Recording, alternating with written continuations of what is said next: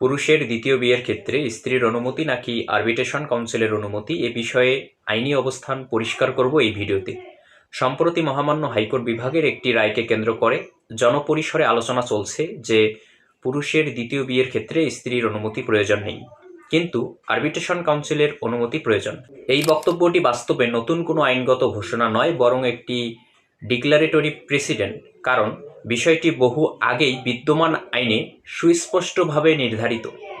বাংলাদেশের মুসলিম পুরুষের একাধিক বিবাহের ক্ষেত্রে প্রযোজ্য মূল আইন হল the Muslim family laws ordinance 1961।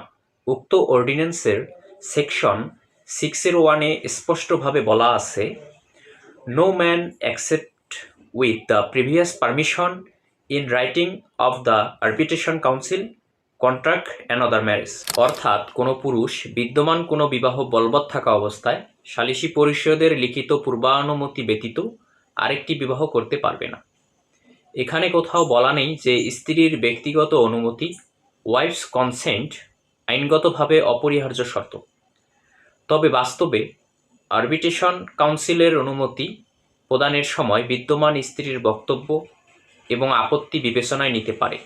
এটি একটি প্রসিডিউরাল সেফগার্ড, কিন্তু স্ট্যাটিউটরি রিকোয়ারমেন্ট নয়।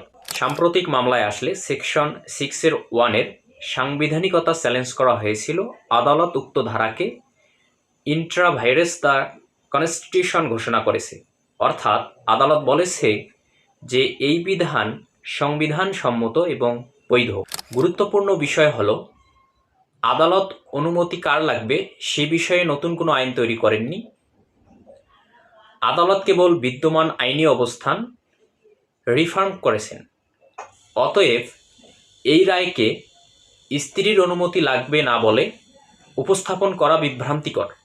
সঠিক আইনি অবস্থান হল স্ত্রীর অনুমতি নয়, আরবিট্রেশন কাউন্সিলের লিখিত পূর্বানুমতি বাধ্যতামূলক, যা আইনে বহু আগেই নির্ধারিত।